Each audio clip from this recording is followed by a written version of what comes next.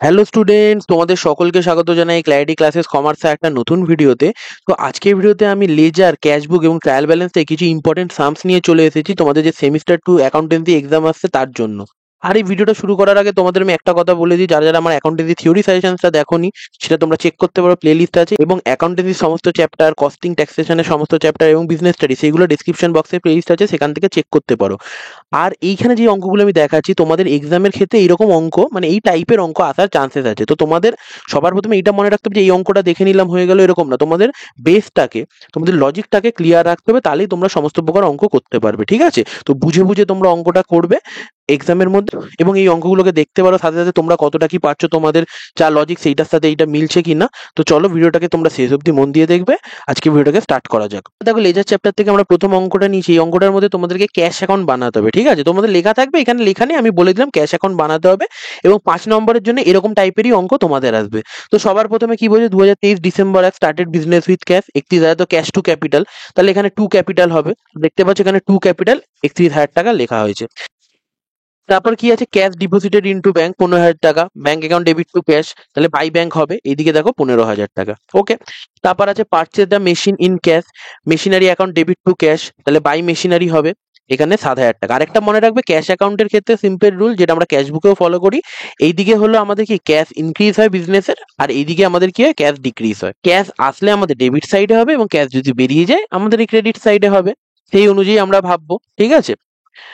এখানে কি আছে, পারচেজ গুডস বাই চেক, এটা হলো চেক, তার মানে এইটা জার্নাল এন্ট্রি কি হয়ে থাকে, পারচেজ অ্যাকাউন্ট ডেবিট, আমি শর্টে লিখলাম purchase account debit to bank account, তাহলে কি এই এন্ট্রিটা আমাদের কি ক্যাশ বুকের মধ্যে আসবেই না। ঠিক আছে? তারপর আমাদের 14 নম্বরের এন্ট্রিটা কি আছে, 14 তারিখের পেড ওয়েজেস ইন ক্যাশ, তাহলে আবার ক্যাশ বেরিয়ে আছে, তাহলে বাই ওয়েজেস বলে দেখো এইদিকে চলে আসলো, দেখতে হবে বাই ওয়েজেস এইদিকে চলে আসলো। তো দেখো আগের যে এন্ট্রিটা আমরা করলাম 11 তারিখের এন্ট্রিটা, এখানে কোথাও তোমরা দেখতে পারবে না। ওকে।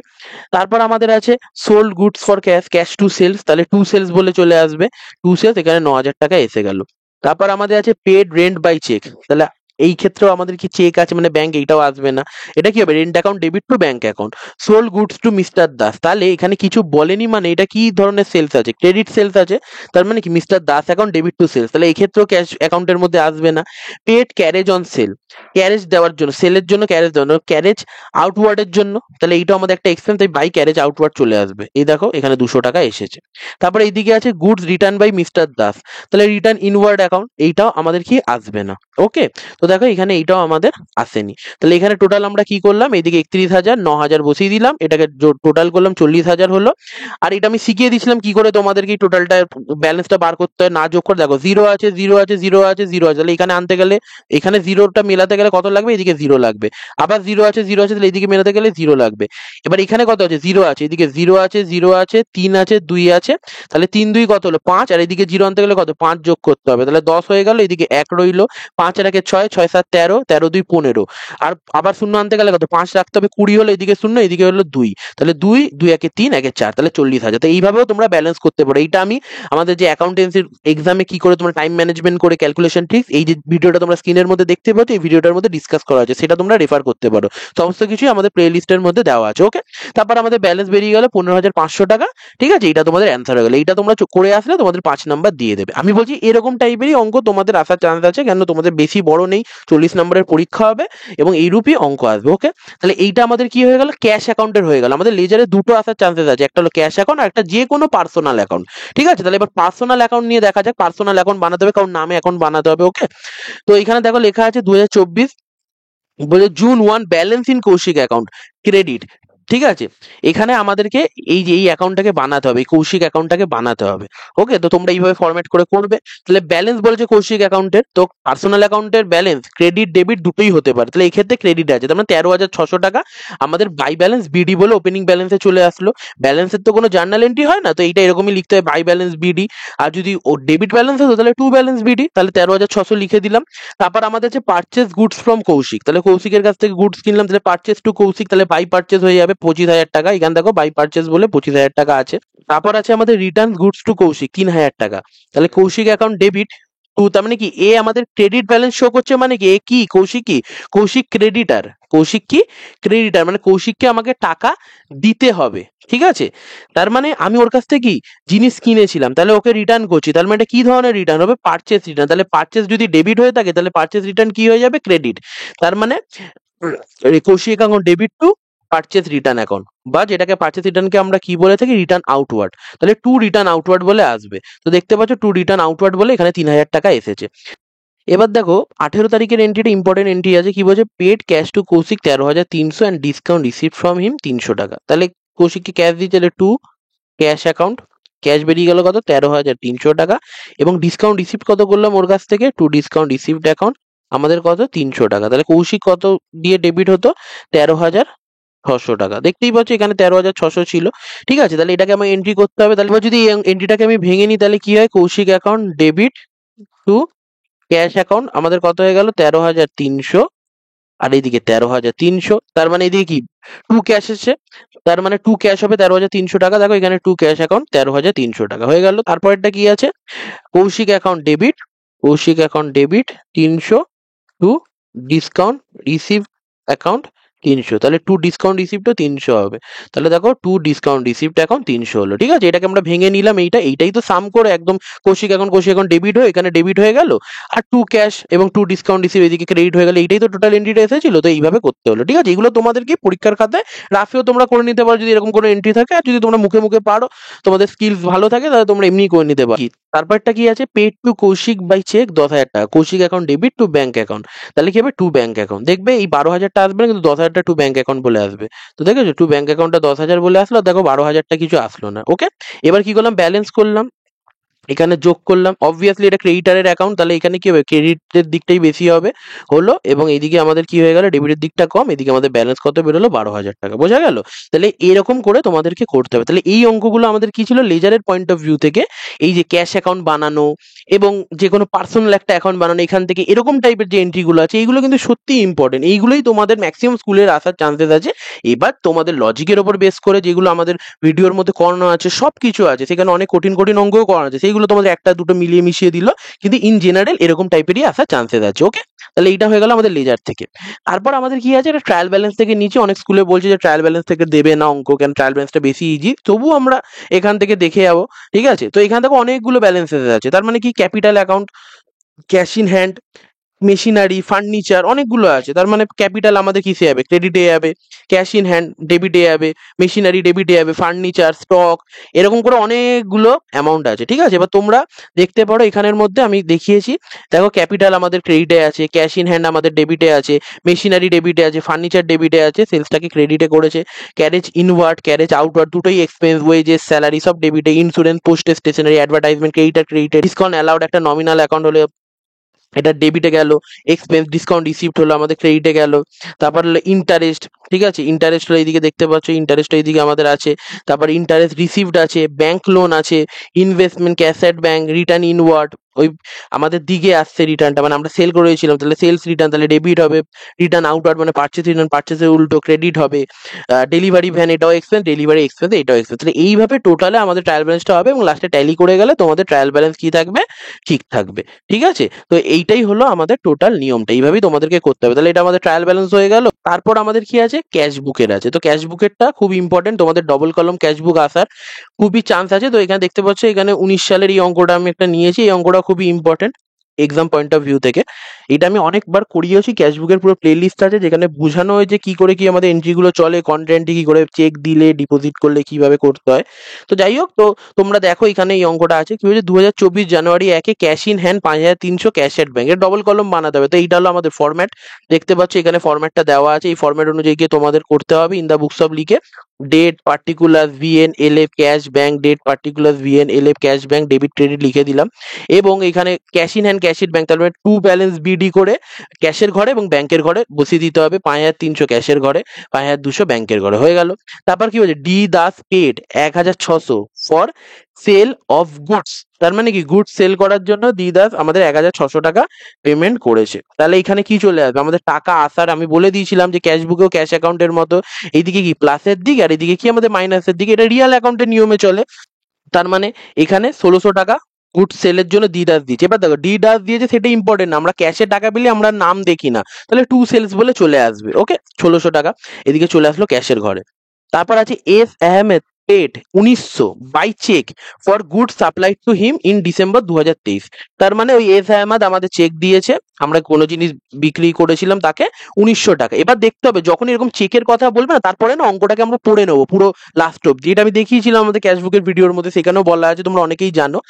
এই চেকটা সম্পর্কে কিছু বলা আছে কিনা। পেড স্যালারি ডিপোজিটেড, দেখো এইখানে বলা আছে 18 ডিপোজিটেড এজ আমার চেকস ইনটু ব্যাংক। তাহলে এরকম যখনই সিচুয়েশনটা থাকে, এটা আরেকবার বলে দিচ্ছি, যখনই প্রথমে বলা থাকে যে একটা চেক দিয়েছে, ঠিক আছে, সেটাকে আমরা ডিপোজিট করিনি এখনো ব্যাংকে, আমাদের কাছে সেটাকে আমরা কি করে ধরে থাকি, আমরা ধরে থাকি এই যে চেকটা আছে, এই চেকটাকে আমরা না ক্যাশ বাক্সের মধ্যে আমরা ক্যাশ হিসাবে কনসিডার করি। মানে চেকটা কি আলটিমেটলি কি আমাদের তো ক্যাশই দেবে, আলটিমেটলি কি আমি ব্যাংকে জমা করলে ব্যাংকের মধ্যে কি বৃদ্ধি হচ্ছে, আমাদের টাকাই বৃদ্ধি হচ্ছে। তার জন্য এখনো তো আমরা ব্যাংকে জমা করিনি, তার জন্য চেকটাকে নেওয়ার জন্য আমরাকে ক্যাশের মতো ট্রিট করি। তাহলে এখানে লিখে থাকি ক্যাশ বাড়ছে, তার মানে এটা প্লাসের দিক, ক্যাশ বাড়ছে, তাহলে টু এস আহমদ বলে এটা আমরা কি লিখি, ক্যাশের ঘরে লিখে থাকি। হয়ে গেল। তারপর যখন এখানে ধর পেড স্যালারিটা দিয়ে দিই, তাহলে এখানে পেড স্যালারি বাই স্যালারি 4000 টাকা, তাহলে বাই স্যালারি 4000 টাকা। এবার যখন আমাদের এই চেকটাকে ব্যাংকের মধ্যে ডিপোজিট করা হবে, তাহলে চেক যখন মানে কি ক্যাশ যদি আমি ব্যাংকের মধ্যে ডিপোজিট করি, তাহলে কি এন্ট্রি হবে, bank account debit to cash account. তো এই চেকটার ক্ষেত্রে এরকমই এন্ট্রি হবে, এটাকে আমরা তো অ্যাজ এ ক্যাশ কনসিডার করছি, তার জন্য ব্যাংক অ্যাকাউন্ট ডেবিট করছি টু ক্যাশ অ্যাকাউন্ট। তার মানে সেমই ব্যাপার, তাহলে ব্যাংক টু ক্যাশ, তার মানে কন্ট্রা এন্ট্রিটাকে আমাদের কি বলা হয় থাকে, কন্ট্রা এন্ট্রি তোমরা অনেকেই জানো বিপরীত দাখিলা। তাহলে bank account debit to cash, তাহলে টু ক্যাশ বলে ব্যাংকের ঘরে, এখানে দেখতে পাচ্ছ টু ক্যাশ বলে এরকম সি সাইন দিতে, এগুলো সব বলা আছে আমাদের ভিডিওতে। ব্যাংকের ঘরে এবং বাই ক্যাশ বলে এবং বাই ব্যাংক বলে ক্যাশের ঘরে, দেখতে পাচ্ছ বাই ব্যাংক বলে ক্যাশের ঘরে, এখানে ন্যারেশনস গুলো দিয়ে দেবে, ইম্পর্টেন্ট বিং এস এস আমার চেক ডিপোজিটেড, এই সমস্ত কিছু ন্যারেশন দিতে হয়। ওকে, তাহলে এই অঙ্কটা এইখান তো এই এন্ট্রিটা আমাদের এই অঙ্ক থেকে ইম্পর্টেন্ট ছিল। তারপর আমাদের কি বলেছে, goods purchase for 250 in cash and 1200 by cheque. তার মানে বাই পারচেস বলে 250 টাকা ক্যাশের ঘরে এবং 1200 টাকা চেকের ঘরে। তাহলে বাই পারচেস বলে 250 টাকা ক্যাশের ঘরে, 1200 টাকা চেকের ঘরে বসিয়ে দিলাম। তারপর এক্স এস আমার চেক ওয়াজ রিটার্ন ডিসঅনার, ডিসঅনার হয়ে যাওয়া মানে যা করেছিলাম তার উল্টো, মানে ওটা আমাদের চেকটা আর হলো ইউজ করা যায়নি, ব্যাংক রিটার্ন করে দিয়েছে। তার মানে কি এখানে আমরা টু করছি, এদিকে কি করে দেবো, বাই করে দেবো। তাহলে 24-এর দেখো বাইয়ের দিকে করে দিয়েছে, বাই এসে আমাদের অ্যাকাউন্ট বলে কোথা থেকে, ব্যাংক থেকে কমিয়ে দিয়েছে। আলটিমেটলি তো আমাদের ব্যাংকের মধ্যে ইফেক্টটা এসেছিল, তার জন্য আমাদের কি ব্যাংক থেকে কমিয়ে দেওয়া হয়েছে। ওকে, তারপর আছে withdraw cash from bank for office use, office ইউজের জন্য বই, তাহলে এইটাও আমাদের কি হবে, কন্ট্রা এন্ট্রি। তারপরে কি cash account debit to bank account, তাহলে টু ব্যাংক বলে ক্যাশের ঘরে, দেখতেই পাচ্ছ টু ব্যাংক বলে ক্যাশের ঘরে এবং বাই ক্যাশ বলে ব্যাংকের ঘরে সিসি লিখে দিয়েছে, কন্ট্রা এন্ট্রির সাইন হয়ে গেল। তারপর বলছে received house rent, house rent receive করেছে, তার মানে এসেছে, তাহলে টু হাউস রেন্ট বলে ক্যাশের ঘরে। এখানে দেখতে পাচ্ছ to house rent received account বলে আমাদের কত 3200 টাকা ক্যাশের ঘরে। এবার এটাকে ব্যালেন্স করেছে, আমি ব্যালেন্সের নিয়ম শিখিয়ে দিলাম, ঠিক আছে, ডেবিটের এইখানে করবে, ক্রেডিটের করে ডিফারেন্স যেটা হবে যেই সাইডে সেই করে অবভিয়াসলি ক্যাশ বুক, তার মানে আমাদের কি ক্রেডিট সাইডে ডিফারেন্স হবে করে আমাদের এখানে বার করে দেবে। পরেরটা আমাদের কি আছে, আরেকটা আমি নিয়েছি এখানে, দেখতে পাচ্ছ এখানে ক্যাশ ইন হ্যান্ড বলে দিয়েছে, ওপেন এ ব্যাংক অ্যাকাউন্ট এবং পারচেস মেড ইন ক্যাশ, অনেক কিছু বলে দিয়েছে। এখানে দেখতে পাচ্ছ পুরো প্রপার আমি অঙ্কটা এখানে নিয়ে যাতে তোমাদের টাইমটা কম যায়। ওকে, তাহলে এই ক্ষেত্রে দেখো ক্যাশ ইন হ্যান্ড বলে দিয়েছে, তার মানে কি আমাদের টু ব্যালেন্স বিটি তোমাদের বলে দেবে, আমি এখানে ওই লেখাটা দিইনি যে ক্যাশ বুক double column single column suitable cash বুক এইরকম লিখে দেবে তোমাদের। ওকে, তো ক্যাশ ইন হ্যান্ড এখানে 45,000 বসিয়ে দিয়েছি, টু ব্যালেন্স বিডিতে দেখতে পাচ্ছ এখানে টু ব্যালেন্স বিডিতে বসানো আছে 45,000 টাকা। তারপরে এদিকে আছে ওপেন এ ব্যাংক অ্যাকাউন্ট, তাহলে কি bank account debit to cash account, তাহলে এটা আমাদের কন্ট্রান্টি হয়ে যাবে, দেখতে পাচ্ছ টু ক্যাশ অ্যাকাউন্ট বলে এই যে 25,000 বাই ব্যাংক অ্যাকাউন্ট বলে 25,000, এখানে সি সি লেখাটা আছে। তারপর আমাদের কি আছে, পারচেস মেড ইন ক্যাশ, তাহলে বাই পারচেস বলে ক্যাশ থেকে কাটবে, তাহলে বাই পারচেস বলে ক্যাশ থেকে কাটলো। তারপর আমাদের আছে রিসিপ্ট ফ্রম আর পাল, আর পালের কাছ থেকে টাকা রিসিভ করেছি, তার মানে আমার কাছে টু আর পাল বলে ক্যাশের জায়গাতে আসবে, দেখো টু আর পাল বলে ক্যাশের জায়গাতে আসলো। তারপর আছে পেড স্যালারি বাই চেক, তাহলে স্যালারি দিয়েছি চেকের দ্বারা, তার মানে কি বাই স্যালারি কিন্তু ব্যাংক থেকে কলম থেকে কাটবে, তাহলে দেখো বাই স্যালারি বলে ব্যাংক কলম থেকে কাটলো। তারপর আমাদের আছে sold goods to S Kundu, S কুন্ডুকে গুডস বিক্রি করেছি, তাহলে S Kundu account debit to sales, ঠিক আছে। তাহলে এইটা তো আসবেই না আমাদের ক্যাশ বুকের মধ্যে, প্রথম কথা এটা তো জার্নালি আমাদের হচ্ছে। দেখো 14 এন্ট্রিটা তুমি খুঁজে পাবে না কোথাও, 14 এন্ট্রিটা খুঁজে পেলে দেখো এখানে নেই, খুঁজেই পাবে না, এটা ক্যাশ বুক, ঠিক আছে, ওগুলো সেলস মানে সেলস বুক পারচেস বুক ওই সমস্ত কিছুতে আছে। তারপর আমাদের কি বলেছে, রিসিভ আ চেক ফ্রম এসকুন্ড, এবার যখনই চেক রিসিভ করলে দেখো এটা সম্পর্কে কিছু বলা আছে নাকি, 18 paid advertisement, receive commission, purchase stationery, withdraw cash from bank, cash save, paid electricity, withdraw cash না, তবে রিসিভ আ চেক ফ্রম এসকুন্ড, তাহলে চেক রিসিভ হয়ে গেছে, তাহলে আমি ধরেই নিয়েছি ওই টাকাটা আমার এসেই গেছে, ঠিক আছে। তার মানে এখানে টু এসকিউন্ডু বলে ব্যাংকের ঘরে পাঠিয়ে দেবো। তার মানে টু এসকিউন্ডু বলে এখানে দেখতেই পাচ্ছ ব্যাংকের ঘরে আমি পাঠিয়ে দিয়েছি 10,000 টাকা, হয়ে গেল। তারপর আমাদের আছে রিসিভড, তারপর আছে paid for advertisement, by advertisement বলে ক্যাশ থেকে 2,100, তাহলে বাই অ্যাডভার্টাইজমেন্ট বলে ক্যাশ থেকে 2,100। তারপর রিসিভড কমিশন ফ্রম প্রীতম, ঠিক আছে, তাহলে কমিশন রিসিপ্ট বলে 3,000 টাকা এসে যাবে। এদিকে দেখো টু কমিশন রিসিপ্ট অ্যাকাউন্ট 3,000 টাকা।